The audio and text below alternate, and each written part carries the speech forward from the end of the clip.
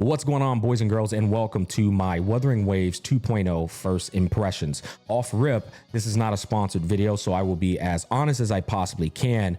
And just to go ahead and set the stage for some of you guys and what you can expect, it's not a criticize fest because there really wasn't a lot to criticize in those first 12 hours of playing it.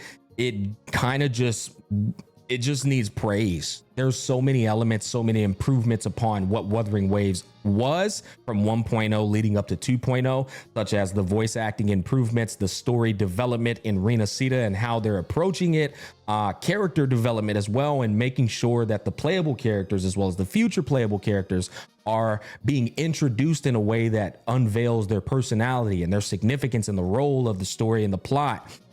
I mean, the world design, the exploration, the QOL implementations. There's a lot to praise and very little to criticize. Again, in the first 12 hours of playing it, according to my chat, I still got 50% story remaining, which blows my mind because the majority of that 12 hours was me playing the story. Maybe I yap too much, who knows? But once we get through the rest of the story, as well as experiencing the other elements that make up the update, such as like the co-op event, the other events, the tactical hologram fights, then I think we'll probably make a follow-up video. But don't quote me on that because every time I say I'm going to do a review on a game, it gets swept under the rug. That said, enjoy what you got in front of you, man. I really had a great time making this video, so hopefully you enjoy watching it. I think the first thing I want to talk about first is the abundance of QOL that was implemented into Wuthering Waves 2.0, because it adds more impact than you think once you add it all together. Let's start off with some of the smaller ones. The gender swap. This was massive for me. One of the biggest gripes I had was my mistake on choosing the female rover because she aesthetically looked better for me in my personal opinion. But then what I failed to realize is every time there was like a moment between the gender, another woman, which this was called Gathering Wise for a reason at one point, I couldn't self-insert or really relate because it's just two women flirting with each other and I'm a straight guy, right? So being able to swap to a male rover now and then seeing Carlotta flirt with me or give me googly eyes, I'm able to have a better experience because these games are quite literally self-insert games. So that was nice, a really small one, but I was greatly appreciative of that implementation. See, now that I'm the male rover too, you know what I'm saying? I ain't no female rover this time. The other thing I wanted to talk to you about is just the small things that I can appreciate, such as applying rewards retroactively for your exploration accolades, right? 100% exploration is something I personally have never cared to do. If you don't really give me good incentive to do it, if it's just like, oh yeah, I look at me, I 100% cleared everything, I don't give a fuck. But they straight up gave you rewards retroactively and going forward for getting 100% exploration, right? It's like currency, shell credit, which you use in all types of things in terms of like ascending characters, building up characters. They give you a standard wish. They give you some echo experience. And I believe they also give you character experience. All of this is a little bit of incentive to do 100% exploration. And on top of that, they extended the milestone rewards as well. So now you have these little tasks that you're probably going to do anyway as you're experiencing 2.0, and then you get even more resource acquisition. And I think that's what I want to go into for those two QOLs. They are adding on to resource acquisition so much in Wuthering Waves that it is no longer a scarcity. It is no longer really a difficulty to develop your characters. You have plenty of resources to do so. I remember vividly building up my Carlotta to level 90, her signature weapon to level 90. Her talents are still a little bit away, but that's not due to me not having enough resources. That's just me not grinding them out. I like pretty much built this girl to the brim along with her new echo set, and I still have 3 million currency left over, which is crazy. And I still have an abundance of boxes that are unused inside of my inventory. So they have tremendously improved resource acquisition in Wuthering Waves tenfold, and that was something that hit me too. The next two were synthesizing on the go, which I said I wasn't going to compliment them on this because it was something that should have been done from frame one. Although it's true, I got to admit it felt damn good. while I was out in the field, mint picking, dust picking, and I didn't have to go back to town to synthesize the things that I just picked up to transform them, so on and so forth. I could just do them right there on the spot. And then they have conversion as well. I had so many like resources from a different, I forget the name of it, but you know, different characters, they need a specific mat to ascend them. I had like 800 of them for characters that I don't even use, but I had nothing for the new materials that obviously they came in with 2.0, so I don't have any of them. Being able to convert those mats that were just sitting there in abundance and unused to the ones that I needed right then and there for Carlotta, massive game changer. So thank you for that. I appreciate it. And yeah, that was great. The other thing I wanted to talk to you guys about though is the immersion mode. Again, this is actually a QOL, right? But being able to get rid of all UI, whether you want to get sweaty and show people that you're so good at the game, you don't need to see any UI on the screen. You don't need to see nothing. All you need to see is absolute cinema. That's great to have for the player. It's good for the player experience. It's good for the sweaty players. But take that away. Being able to take screenshots with nothing on the screen is also very nice too, especially for me as a content creator. Or being able to go for flight across the beautiful landscape in the fantastical, majestic world that they've designed, and having no UI on the screen is also an experience in and of itself. One of the biggest impacts was quite literally all these QOL changes coming at you at once in 2.0. It was such a beautiful thing to experience, and we haven't even gotten into the good stuff yet. Say it with me, boys. Yin Shin could never. In fact, Hoyo could never. Here's the QOLs that are a bit more than just QOL. They're actually quite paramount to the explorative experience that you're gonna have as you're traversing across the landscape in 2.0. If you don't know this already, Renacida is fucking vast. They were not like pump faking us in the live stream. It is a large map, and being able to not only fly, which is the biggest one, right? But also get on a boat and surf up a freaking waterfall. The wind rises. Are you gonna jump out that motherfucker?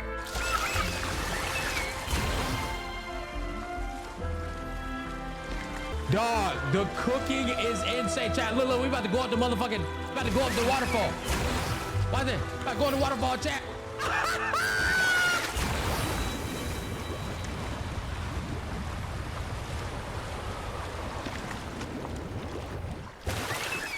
Or use an echo to jump across rooftops. All of these little elements make the immersiveness and the explorative experience 30 times better. Nobody, well, I'm not gonna say nobody, I'm just gonna speak for myself. I don't want to spend 20 minutes going across this large ass landscape when I could fly to where I need to go in 1 minute. Yeah, like more like 1 minute, honestly, because the flight in this game, the speed at which you fly is actually really freaking fast. It's good. Check. This shit is beautiful. I'm serious. Look where I'm at.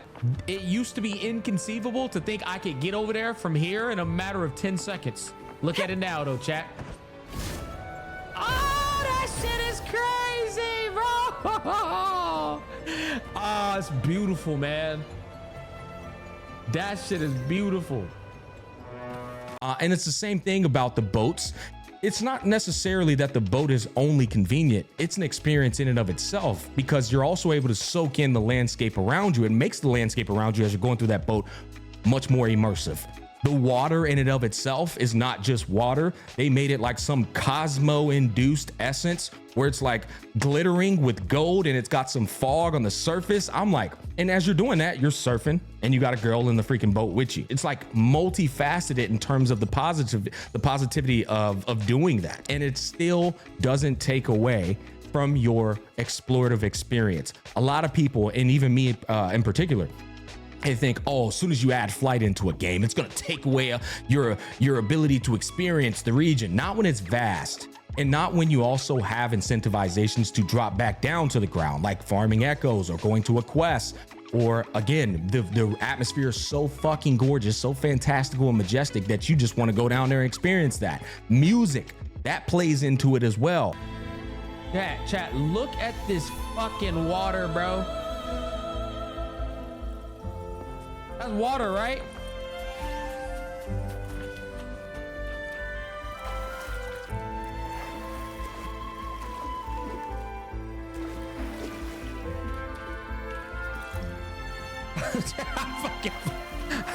I'll be honest, bro. I'm blown away by this update, nigga. This update is insane, bro. What the fuck? These niggas clocked in on this update, bro. That motherfucker clocked in like it was their last meal. Which, by the way, the music is absolute cinema in 2.0. I remember we were cooking them left and right leading up to 2.0 from 1.0 about how there was a lack of variety in music, and all the Kudo fans said the music was insane in this game, and honestly, it was very underwhelming. Well, I can tell you, rest assured, in 2.0, banger. They got about 37 tracks too, abundance of different tracks, and they all are going to like be on point with the vibe they're trying to deliver or matching the atmosphere they're trying to present. I can't believe how many times me and chat were stun locked because we were like, another one, another track. Oh my God. Oh, you know what I mean? Like, you're just listening track after track after track.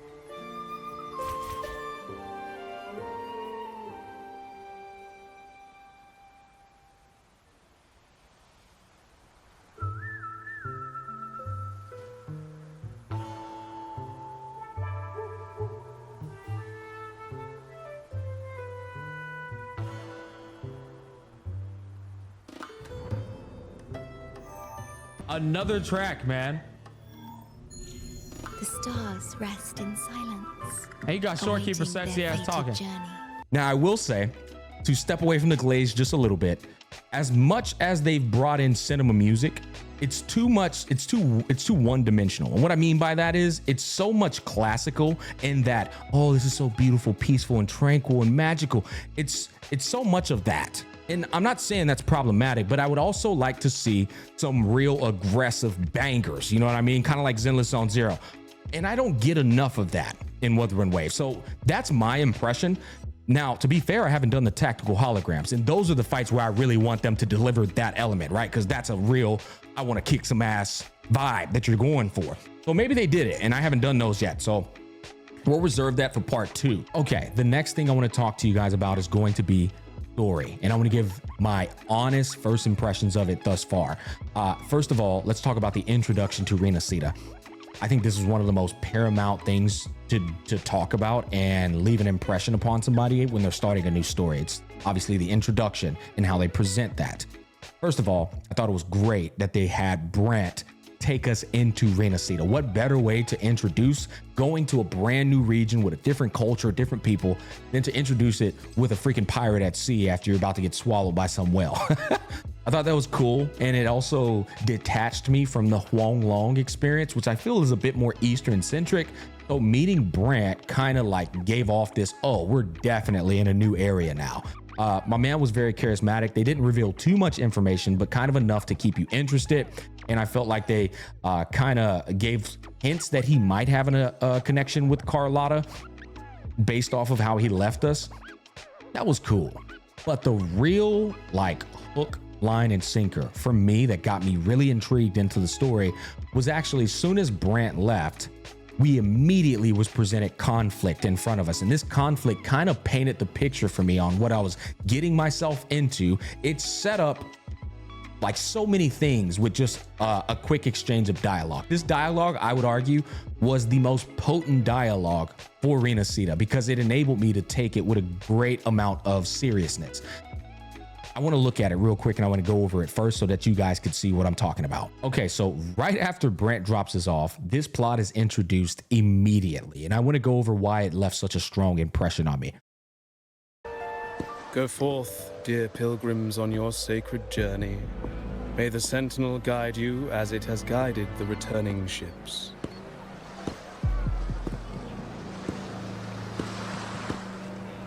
Go forth, Andreas, the fool. The benevolent Primus has blessed you with this sacred pilgrimage. May you find the righteous path on your voyage.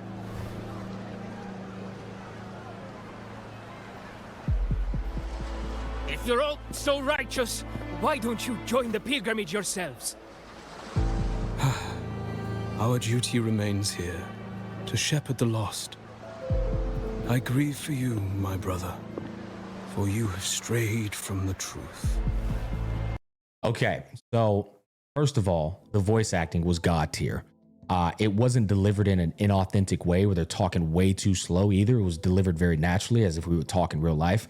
But the transitions as well, right? How you present two people talking to one another is so important for dialogue consumption. And they're showing off the warriors behind him. They were also showing the rover walking up as the other people were walking behind him. We were also able to get a look at the other people's emotions on their faces. They didn't look very happy. They looked kind of like scared or intimidated, if anything. This guy's pissed off too, and he's actually like refuting what this guy is saying. He's obviously getting kicked out of this city against his own will. And so when we go back and examine the dialogue, this is what reeled me in and immediately made me interested in the Renacida theme as well as the story, because this guy is basically saying to him, you need to leave Renacida and go on this journey because God himself has commanded you to do so. But what's crazy is this dude is not excited to do this. It's obvious that he's going against his own free will. And so what I was able to extrapolate from this immediately, especially when he said, if you're also righteous, why don't you join the pilgrimage yourself? And this guy's rebuttal is, our duty remains here to shepherd the lost. That's basically like guiding sheep, essentially. I grieve for you, my brother, for you have strayed from the truth. What I see here is a common manipulation tactic that actually exists in real life with many different churches. It's a very nasty and dangerous territory, because what happens is you get people who are in considerable positions of power and influence in the church, right? You get the leaders of the church. And what happens is, if these leaders are corrupt, they can manipulate and exploit your good faith in God. And then they self-proclaim themselves as they work for God and they have a direct line to God, right? And so what they say is a message from God himself. And so to question that, you are questioning God. They're essentially an infallible authority.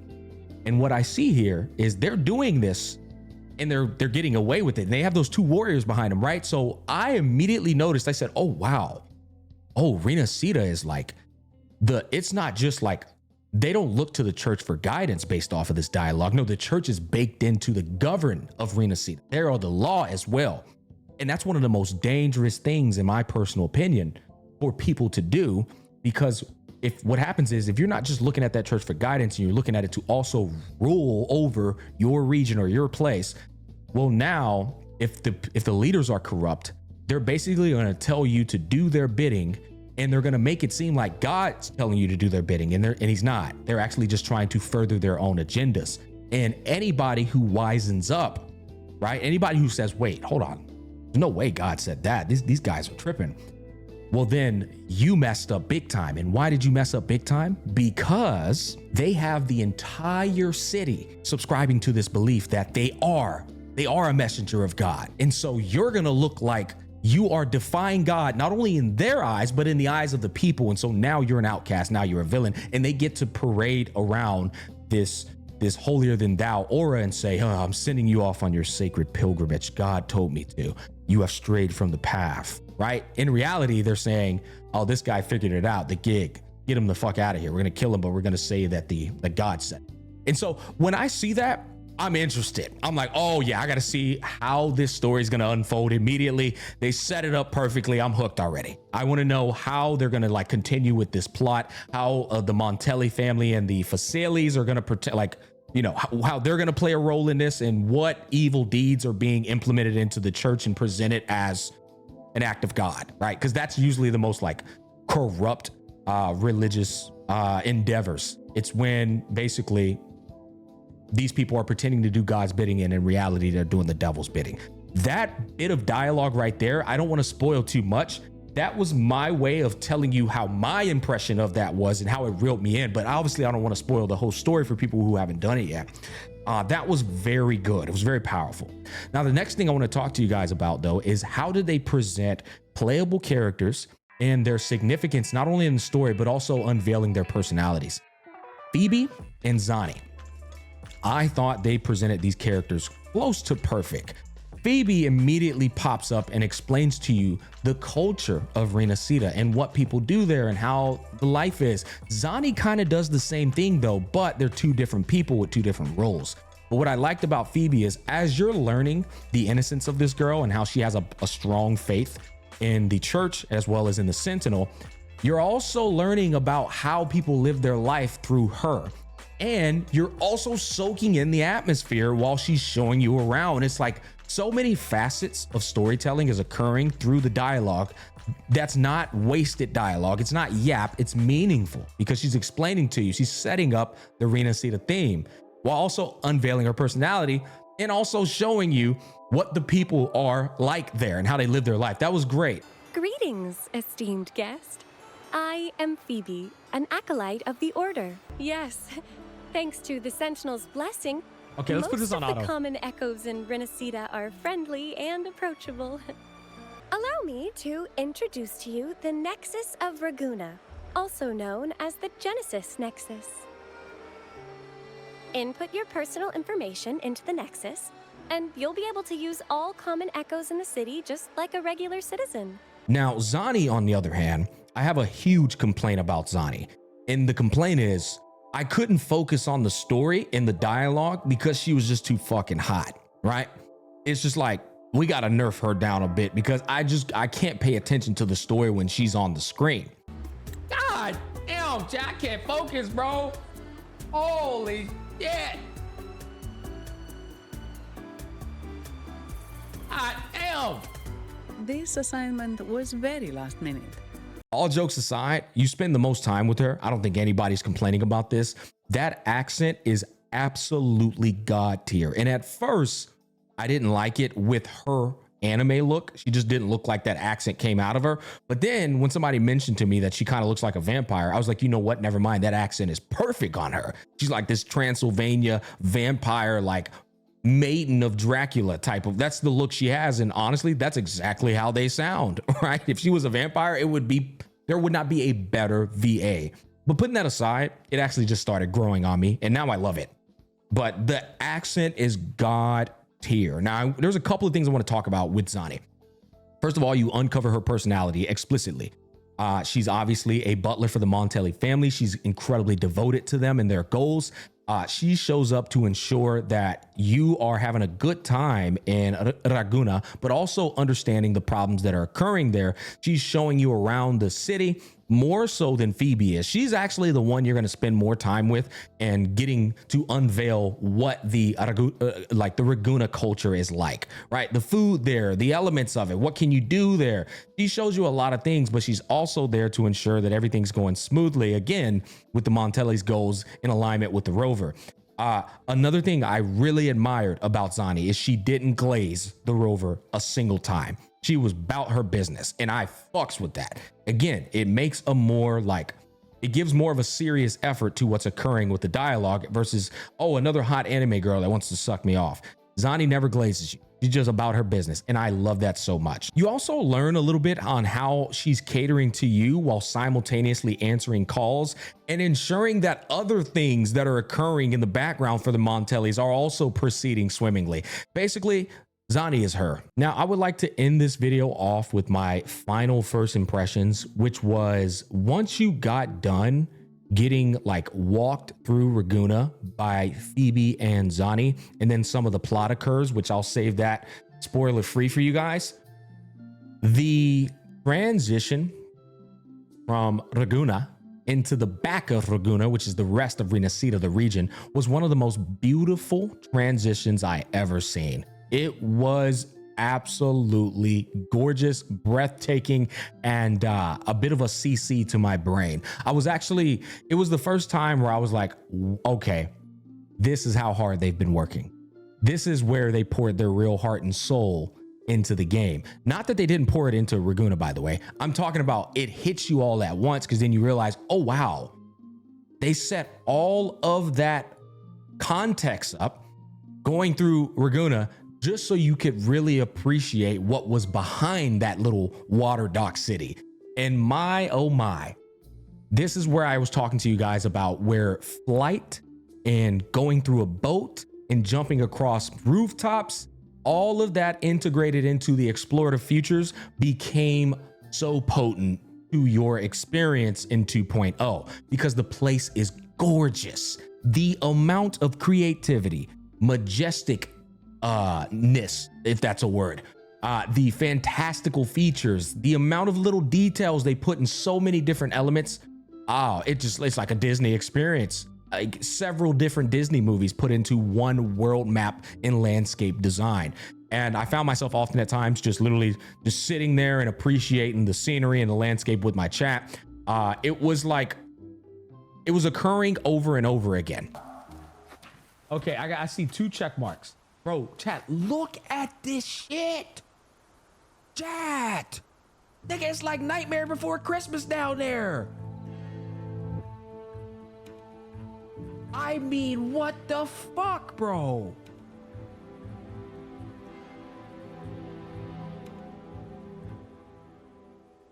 Oh my God, man.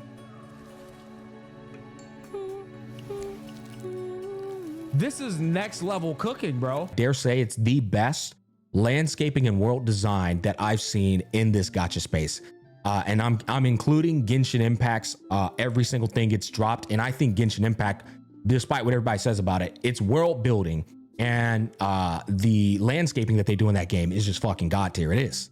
Say what you will about it, it's god tier. I still think what they did in Wuthering Waves is better. It's just better. I don't know what to tell you. So that was pretty much all of my first impressions. I'm still getting through the rest of the story. I do have some nitpicks I want to reveal, but this was first impressions. And I really had no nitpicks in my first impressions. I was just like, perfection, right? We're going to do a part 2 of this and we're going to explain how I feel about the second half of the story being told. There were some things in there that are a bit corny. I also want to go over like Carlotta's presence as well as the Montelli family. But again, we're still like, according to chat, I'm like 40% to 50% of the story is still like unleft or not cleared yet. But that's going to wrap up this video. Comment down below. Let me know what you guys think. If you are thinking about playing Wuthering Waves for 2.0, do it. You will not regret it. I assure you, you will not regret it. Look at the... Bro, y'all got these fucking $380 headphones on. They got hear birds chirping and shit. Now I feel like I'm in Jumanji or King Kong. Now y'all about to... Now let's chat. Look at this. Look here. Now I'm about to be like I'm in motherfucking Avatar, chat. Oh shit, chat. Yeah, I fucked it up, man. I had the wrong shit on. I had the center on, bro. Shit.